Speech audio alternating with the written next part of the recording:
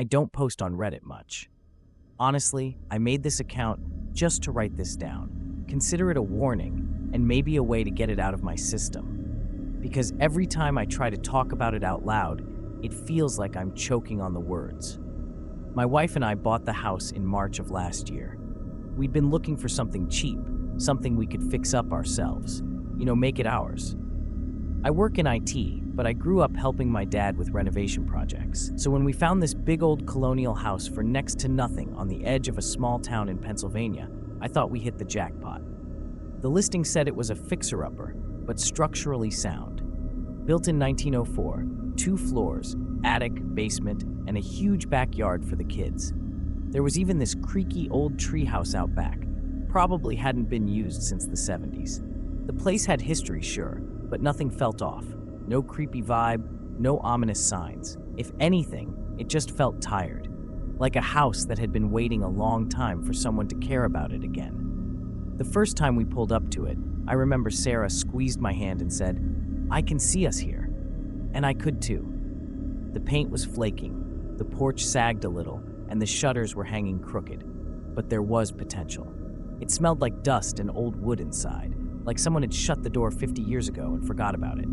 But it had charm. Tall ceilings, ornate trim, solid oak floors hidden under nasty carpeting. A real project, but one we were excited about.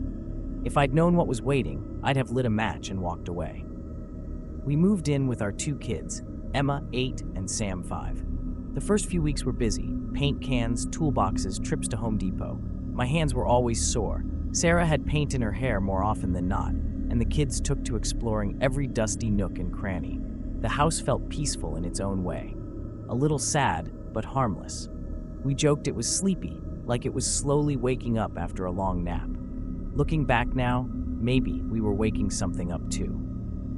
The first weird thing happened about 3 weeks in. I was repainting the baseboards in the upstairs hallway when I heard footsteps behind me. Heavy ones. I assumed it was Sarah checking on me, but when I turned around, no one was there. I even called out, nothing. I poked into each room, empty. I laughed it off. Old houses creak, right? Settling and shifting and all that. Probably my imagination. That same night, Emma came into our room crying. She said a woman had been standing in the corner of her room, just watching her. No face, just a shadow in a dress. I chalked it up to a nightmare. She was adjusting to a new home, new surroundings. Kids get scared. I tucked her in and stayed until she fell asleep. But then Sam started talking about the man in the walls. He doesn't like when I play with my trucks, he told Sarah one morning. He wants quiet. When she asked who he was talking about, Sam just pointed to the far corner of the dining room and said, "He's hiding in there." We laughed it off at first. Imaginary friends, right? But Sam wasn't smiling. He wasn't playing. He was dead serious. From there, things started happening more often. Lights flickered. Not all the time, just in one hallway upstairs, right in front of this tall, built-in mirror. It was one of those antique mirrors with ornate brass fixtures bolted into the wall.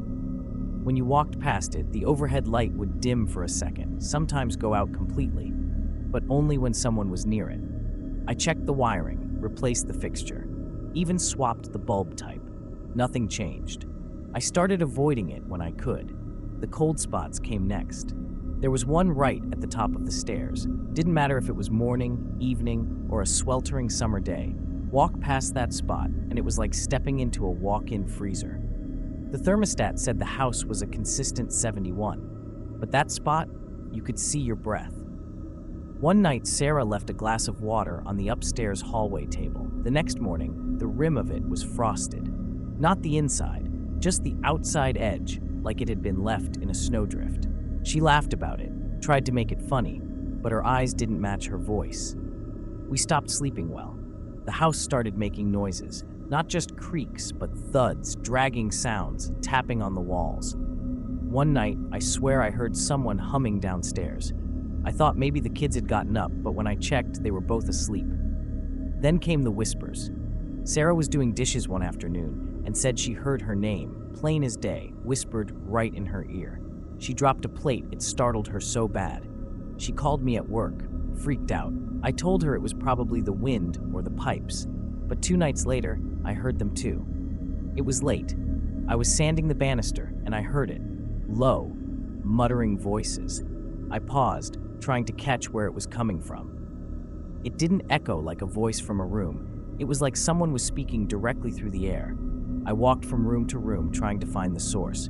It stopped when I reached the living room, right in front of that goddamn mirror. The light overhead flickered once, and then went out. I didn't even try to fix it this time. Emma refused to sleep in her room after that. We'd find her on the hallway floor or curled up in the laundry room with a blanket. She wouldn't say why, just that she was too scared.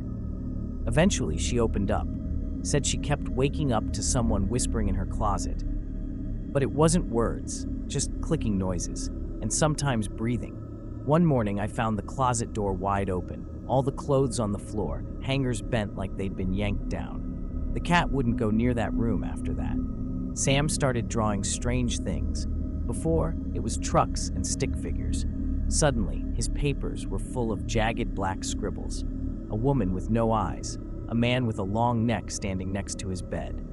One picture showed our family, but with someone else standing behind us, tall, faceless, wearing what looked like a crown of nails. We asked him who it was. He said he lives in the basement. He says we're not allowed to fix his house. The mirror became the focal point. We all avoided it, unspoken. But one night, I don't even know why, I looked. It was past midnight. I'd just gotten up to use the bathroom. The hall light flickered as I passed it. I made the mistake of glancing in. There were faces, not just mine, dozens. Men, women, children. Their skin was gray, cracked like porcelain. Their mouths open, wide, like they were screaming. But it was silent. Their eyes moved, like they could see me watching them, like they were waiting. And in the center was my face. But it wasn't me. It was older, paler. The eyes were completely white, and the mouth too wide, grinning, like it was glad I was looking. I don't remember falling, but Sarah found me on the floor, eyes wide, gasping like I'd been drowning. After that, I covered the mirror with a sheet, nailed it into the wall. That didn't stop the dreams, though. We all had them. Dreams of drowning in black water, hands grabbing from the dark, things speaking in a language we couldn't understand, but still somehow knew meant go away. The final straw came a week later. We'd been sleeping all in one room, lights on, doors locked.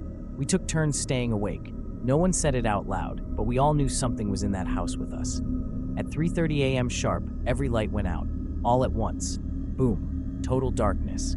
Then came the footsteps, from downstairs, heavy, slow, stomping across the hardwood like someone wearing work boots, then scraping, like furniture being dragged, then a loud slam. The front door, wide open. We heard it creak again as someone or something stepped inside, then footsteps on the stairs.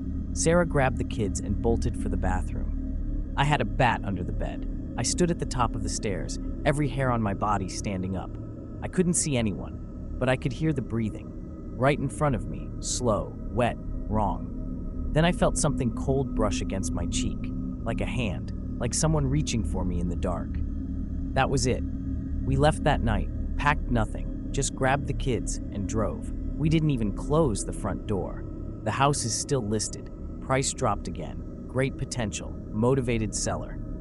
I wonder if the new listing agent even went inside. I wonder if they looked in the mirror. We never went back. The movers we hired wouldn't even go past the front room. Said something about bad air. If you're house hunting in Pennsylvania and find a lovely old colonial with a big oak tree and a built-in hallway mirror, don't go inside. And whatever you do, don't look in the mirror.